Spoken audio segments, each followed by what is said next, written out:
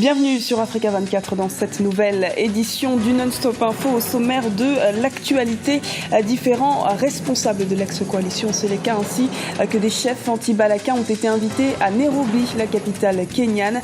Une démarche à laquelle les autorités centrafricaines de transition elles-mêmes disent ne pas avoir été associées.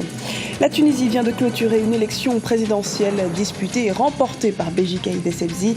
Il prête serment ce mercredi devant l'Assemblée. Nous verrons qu'à présent, de vastes chantiers attendent le tout nouveau président tunisien. 2014 a été couronné par de riches événements politiques, économiques et sécuritaires sur le continent. Le volet santé a lui aussi occupé une place importante, à l'instar de découvertes scientifiques dans la lutte contre le paludisme ainsi que des méthodes innovantes pour gérer divers défis médicaux. Mais avant de développer ces titres, ce mardi, des soldats gambiens ont pris d'assaut le palais présidentiel à Banjul en l'absence du président Yahya Jammeh en visite privée à Dubaï, aux Émirats arabes unis. Les assaillants ont été repoussés dans l'attaque selon les autorités gambiennes. Et d'après un officier, 3 assaillants auraient été tués dans l'attaque, dont le chef présumé du complot. Un autre assaillant aurait été capturé sur les lieux avant d'être remis à l'Agence nationale du renseignement pour un interrogatoire. Des négociations entre anti-Balaka et ex-Seleka se déroulent actuellement dans la capitale kenyane, Nairobi. Des anciens protagonistes de la crise centrafricaine sont présents, notamment Michel Diotodia et François Bozizé. Seul bémol, le gouvernement centrafricain affirme ne pas avoir été associé au processus. Les explications d'Ibrahim Ndiaye. Des négociations à Nairobi sur la Centrafrique sans les autorités de Bangui. Des responsables des groupes armés centrafricains composés d'une délégation de l'ex-coalition Seleka et des chefs anti-Balaka seraient en conclave à Nairobi, au Kenya, pour des négociations. Seul bémol, mais pas des moindres, les autorités de Bangui n'y sont pas associées. Elles ignorent en effet les motifs de cette rencontre. Au niveau des autorités nationales et que moi qui les représente déjà en Afrique australe, on est tous étonnés d'apprendre qu'il y a des négociations qui sont en cours à Nairobi et que tout le monde est là-bas. Tout le monde est là-bas, sauf ceux qui sont supposés, ceux qui sont élus pour gérer la nation et gérer la transition.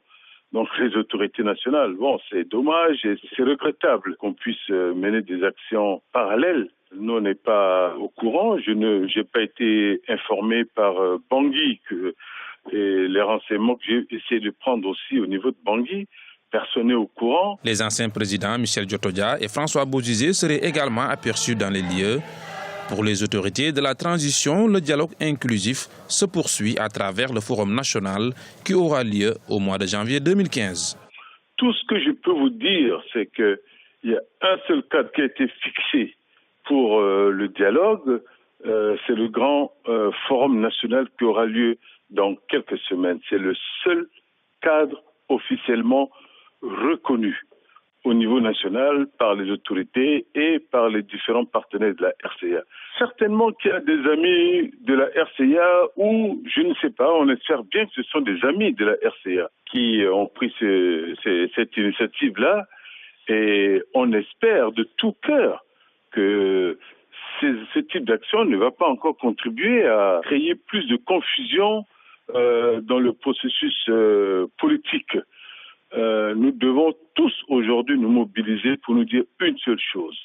Il faut de la stabilité à la transition. Il faut surtout pas qu'il y ait des actions qui déstabilisent la transition à l'heure actuelle. Il nous reste quelques mois pour arriver à la fin de cette transition.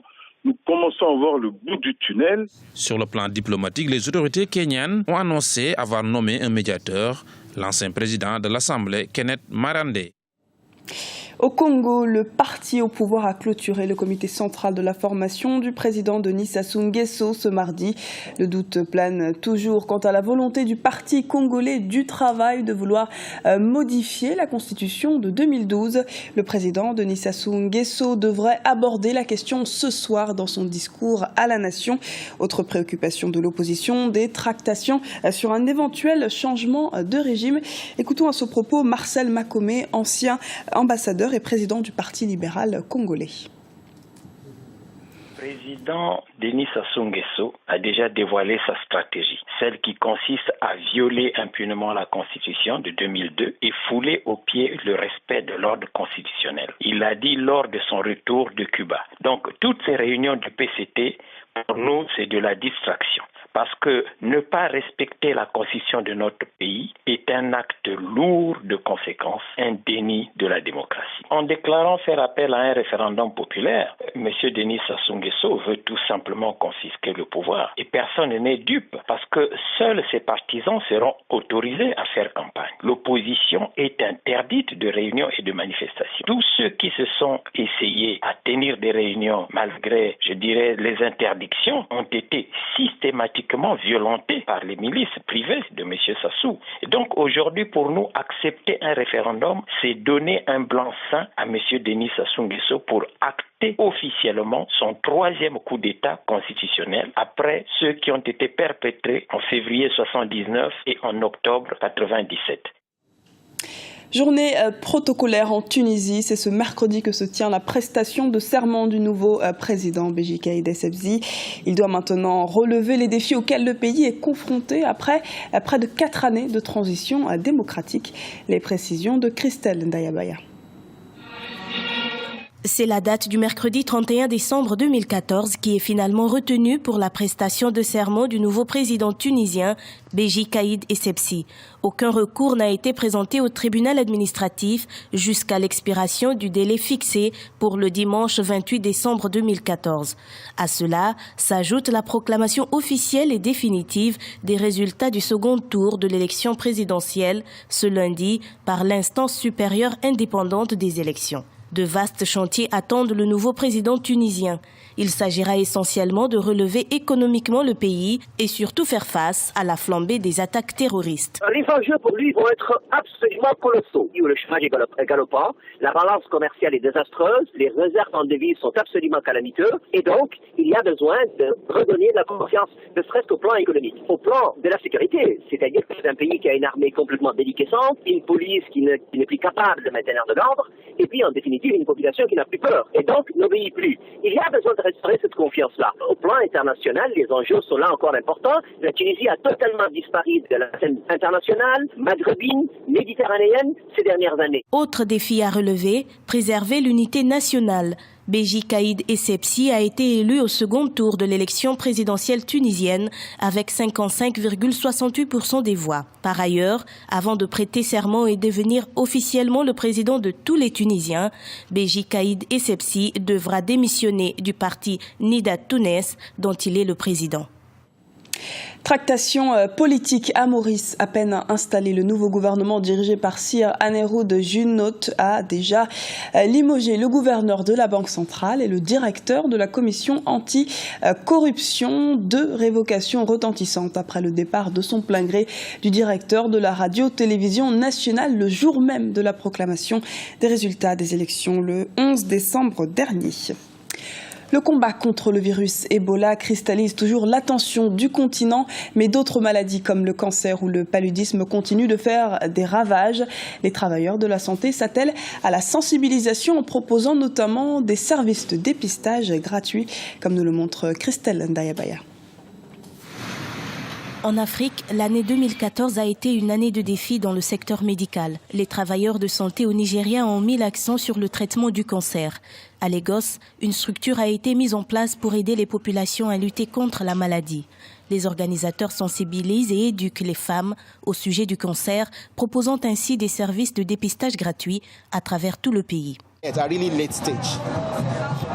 Nous recevons certains cas de cancer en phase terminale et nos médecins ne peuvent pas gérer ces cas. La majorité de nos femmes, quand elles arrivent pour un traitement contre le cancer, c'est déjà trop tard. Concernant la lutte contre le paludisme au Kenya, de grandes innovations ont été faites. Des scientifiques ont mis en place un nouveau système de cartes haute résolution. Ces cartes sont des instruments très importants pour informer les programmes nationaux sur les lieux où ils doivent cibler leurs ressources. Ils savent combien de personnes sont en danger, quelle est la taille de la population et quelle intervention leur conviendra le mieux pour contrôler la maladie. Les progrès dans la lutte contre le paludisme sur le continent sont effectifs et perceptibles. Le rapport mondial annuel sur le paludisme a montré que le nombre global de décès dus à la maladie a chuté de façon remarquable de 47% entre 2000 et 2013. Le continent a également été secoué par la fièvre hémorragique Ebola. L'épidémie de fièvre hémorragique a fait 7000 morts sur un total de 18 188 cas enregistrés. Ce journal a été réalisé par l'ensemble de la rédaction. Nous vous remercions pour votre fidélité. Retrouvez dans un instant une nouvelle édition de l'actualité sur Africa 24.